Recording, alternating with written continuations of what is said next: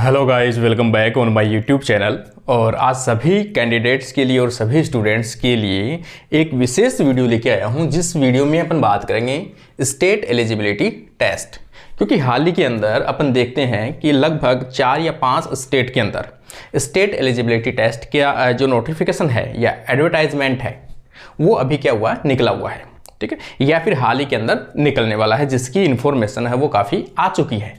और आप सभी को पता है कि भी सेट क्वालिफिकेशन का क्यों अपन आवश्यकता है या सभी स्टूडेंट क्यों इसके पीछे कोशिश कर रहे हैं, ठीक है। तो उसके बारे में सबसे अपना जो आज का टारगेट है वो रहेगा कि आप लोग कोई भी कैंडिडेट जो नए हैं और वो चाहते हैं कि हम भी जो सेट है वो क्वालिफाई करें, तो कैसे क्वालिफाई करें, कौन सी चीज़ों को जो है प्रीफर करें, कौन सी चीज़ों को फॉलो करें, कैसे स्टार्ट करें, वो सभी चीज़ों का आज अपन एक वीडियो में कंक्लूजन निकालेंगे। सेट एग्जाम की प्रिपरेशन कैसे कर सकते हैं।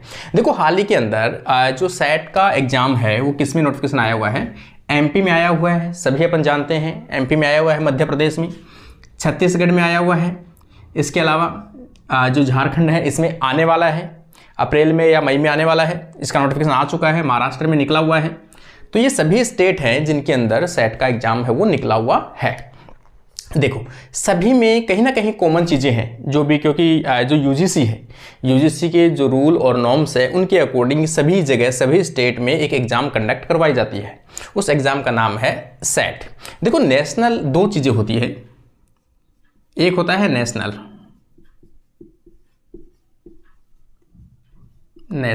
लेवल।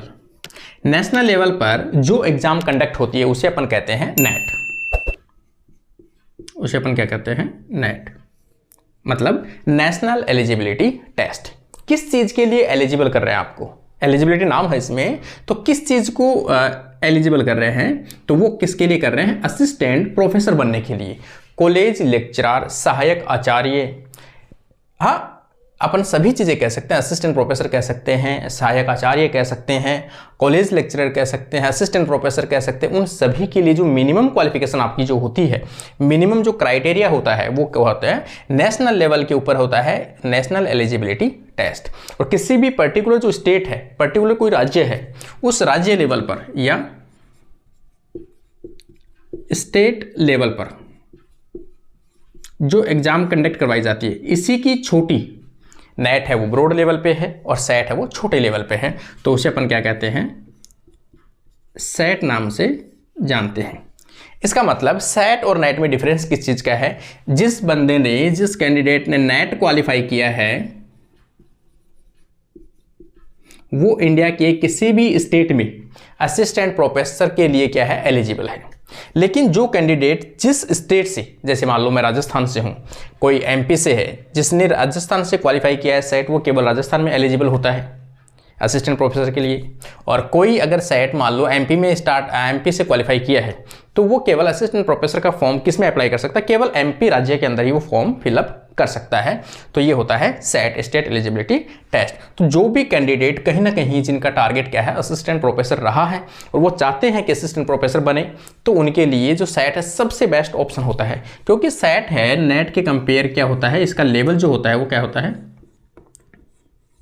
लेवल ईजी होता है।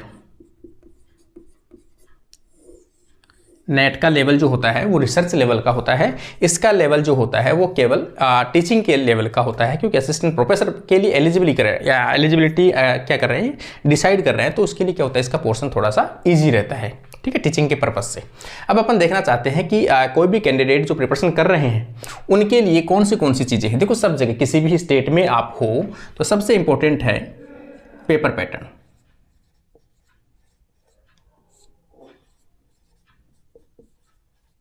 पेपर पैटर्न, देखो सेट का पेपर पैटर्न जब भी होता है उसमें हमेशा 2 पेपर कंडक्ट होते हैं। कितने पेपर होते हैं, 2 पेपर। देखो, सभी राज्य का अलग अलग अपना सिस्टम होता है, क्वेश्चन नंबर का अलग अलग सिस्टम हो सकता है, लेकिन सब में पेपर कितने होंगे, 2 पेपर कंडक्ट होते हैं। देखो, 2 पेपर में से यहां पे अपन देखेंगे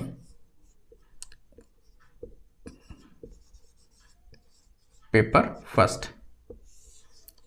फर्स्ट अगर आप देखोगे तो किसका होता है, टीचिंग एप्टीट्यूड का होता है। किसका, टीचिंग एप्टीट्यूड।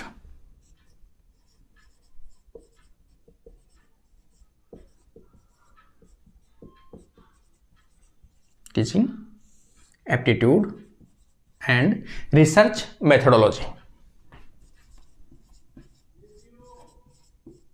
रिसर्च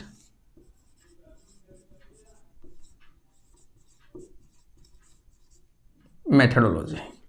एक तो ये पेपर होता है। ये जो सिलेबस होता है, इसका जो सिलेबस है वो कौन सा होता है? यूजीसी।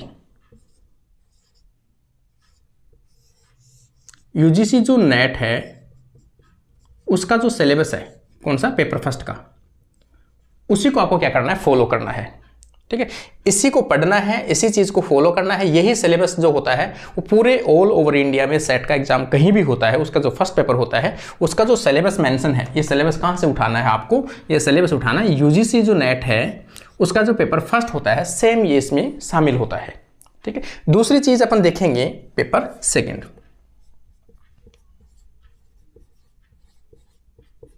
पेपर सेकेंड ये आपका होता है सब्जेक्ट का। किसी भी कोई भी कैंडिडेट अलग अलग सब्जेक्ट से आप क्या करते हैं? बिलोंग करते हो, तो ये सब्जेक्ट का है।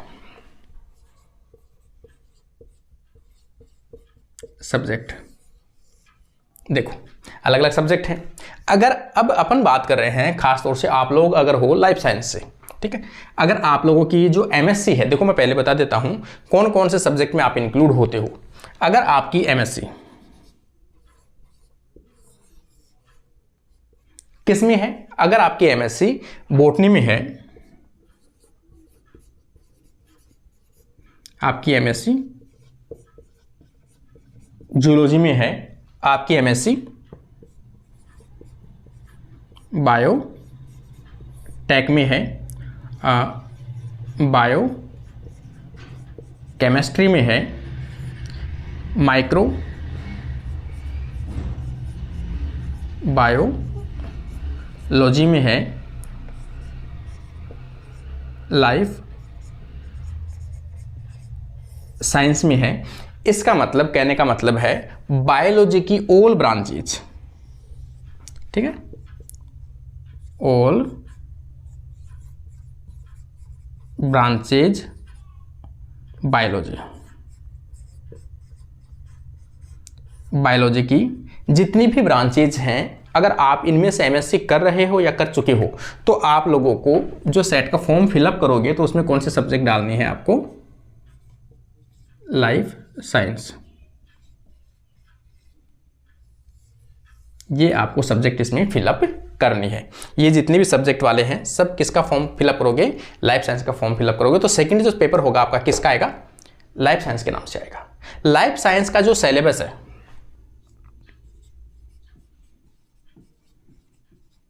लाइफ साइंस का जो सिलेबस है वो कौन सा फॉलो करना है आपको? CSIR नेट का। कौन सा? CSIR जो नेट है उसका जो सिलेबस है लाइफ साइंस का, उसी को क्या करना आपको? फॉलो करना है। बस डिफरेंस जो है वो किस चीज़ का है कि इसमें जो लेवल है नेट का वो हाई लेवल का होता है और इसमें जो क्वेश्चंस आएंगे वो आपके कैसे आएंगे? थोड़े कम लेवल के आएंगे, इजी लेवल के आएंगे। तो ये वाली कंडीशन यहाँ देखने को आपको मिल सकती है।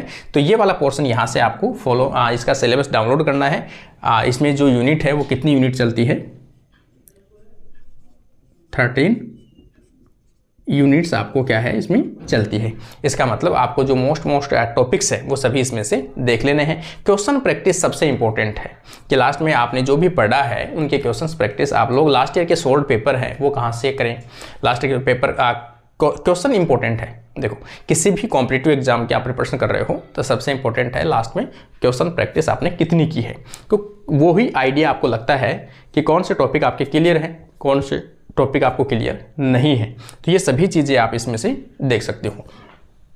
इसके लिए आप कोई भी बुक जो है वो आप देख सकते हो, कोई भी UGC नेट का पेपर का कोई वीडियो देख सकते हो, आप वहाँ से भी देख सकते हो। इसके पेपर सॉल्यूशन के लिए MCQ के लिए तो आप लोग इसका देख सकते हो, जो यूथ कंपटीशन आती है, यूथ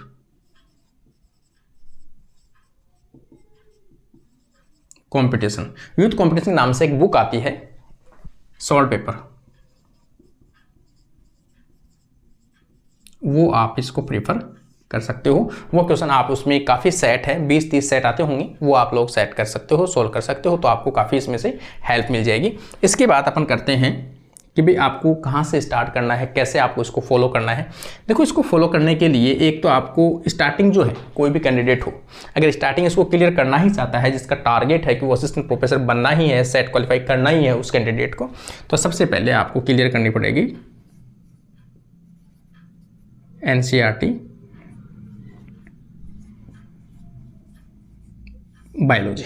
बायोलॉजी की जो NCERT है 11th-12th,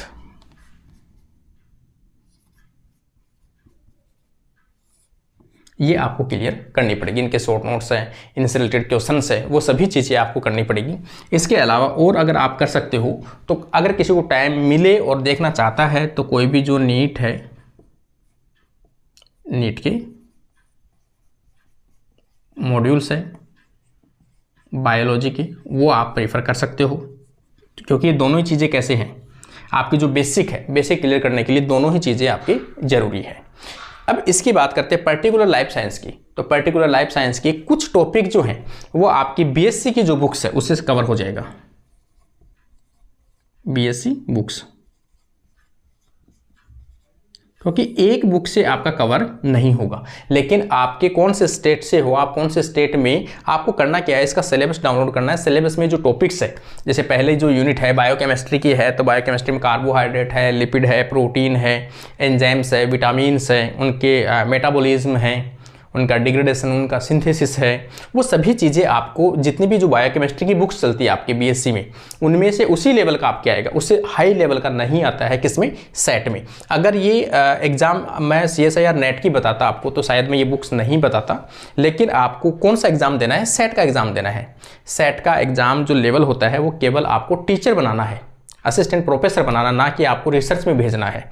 इसलिए इसका लेवल जो है वो इस लेवल का आता है। तो BSc की जो बुक्स है वो आराम से आप कवर कर सकते हो, ठीक है। BSc में हर बुक्स आपको मिलती है, बायोकेमिस्ट्री की बुक्स भी मिलती है, प्लांट फिजियोलॉजी की बुक्स भी मिलती है, एनिमल फिजियोलॉजी की बुक्स भी मिलती है, एवोल्यूशन की मिलती है, इकोलॉजी की बुक्स मिलती है, प्लांट टैक्सोनॉमी की बुक्स मिलती है। हर चीज़ें जो इस सिलेबस में मेंशन है वो बुकें BSc में आपके कहीं ना कहीं चलती है। थोड़ा सा पोर्शन हो सकता है टेक्निक्स का हो, तो वो मास्टर डिग्री की जो भी MSc में आपने टेक्निक्स पढ़ी है, MSc में जो पोर्शन पढ़ा है वो यहाँ से आप पिकअप कर सकते हो। कुछ भी बुक जो है वो MSc बुक्स ये आप पढ़ सकते हो, ठीक है। कोई पर्टिकुलर बुक कोई खास नहीं है, आप जो भी बुक्स आप पढ़ते हो, CBH है, RBD है, और इसके अलावा CBC है, रस्तोगी पब्लिकेशन है, सार्स है, सोनी पब्लिकेशन है। कई बुक्स ऐसी आती हैं जो आप उनको प्रीफर कर सकते हो और उनके अकॉर्डिंग आप इसकी प्रिपरेशन कर सकते हो। सबसे इंपॉर्टेंट है लास्ट में क्वेश्चन प्रैक्टिस करना, MCQ last year solved paper, ये आप कर सकते हो कि भी लास्ट ईयर में जो पेपर आए हैं उनको कैसे रिवाइज कर सकते हैं, उनको कैसे देख सकते हैं। तो ये ज़रूर मैं कर सकता हूँ कि भी अपने पास में एक बुक है लास्ट ईयर के सोल्ड पेपर की, किसकी, सेट की, तो वो आप लोग परचेज कर सकते हो अगर आप परचेज करना चाहो तो। अभी तक इसकी जो रेट थी वो रेट थी 250 रुपया, लेकिन अब अगर आप करोगे ऑर्डर कल से या आज के बाद में, कोई भी कैंडिडेट यदि करेगा इसको तो 200 रुपये के अंदर आपको अवेलेबल होगी। और कैसे आपको करना है, तो आपको क्या करना है, जो एड्रेस है आपका 9636049989, ये मेरे व्हाट्सअप नंबर है। इस व्हाट्सअप पे आप अपना क्या कर सकते हो, फुल एड्रेस सेंड कर सकते हो। फुल एड्रेस का मतलब है कि उसमें आपका नाम, आपकी गली, आपका वार्ड, आपका लैंडमार्क, और उसमें आपकी तहसील, गांव, और आपकी डिस्ट्रिक्ट, आपका स्टेट, पिन कोड और मोबाइल नंबर, ये सभी चीज़ें आपको लिख कर क्या करना है, फुल व्हाट्सअप करना है। उसके बाद में आपको जो गूगल पे है, मैं आपको बारकोड भेजूंगा और उसके ऊपर आपको पेमेंट करनी है। दूसरे दिन आपकी बुक जो है वो बाय पोस्ट लगा दी जाएगी और आपको जैसे ही बुक मिलती है तो आप लोग रिप्लाई ज़रूर दीजिए।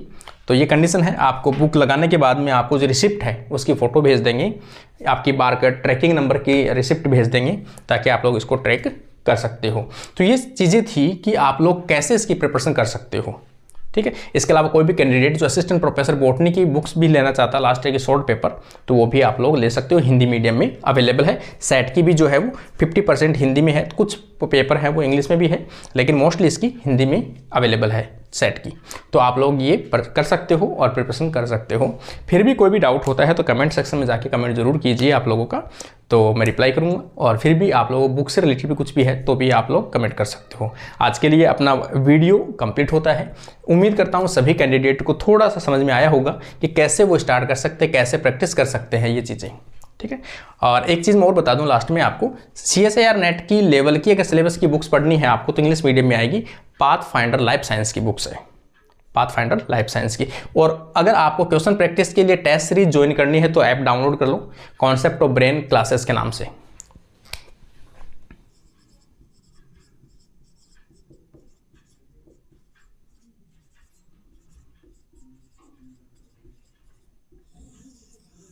कॉन्सेप्ट ऑफ ब्रेन क्लासेस के नाम से ऐप डाउनलोड कर लो। यहाँ पे मैं जल्दी कोशिश करूँगा, कुछ टेस्ट डाले हुए हैं वो आप ज्वाइन कर लो तब तक, और कोशिश करूँगा कि आगे भी उसमें टेस्ट है वो अपलोड किए जाए। तो ये छोटी सी इन्फॉर्मेशन थी। Thank you friends.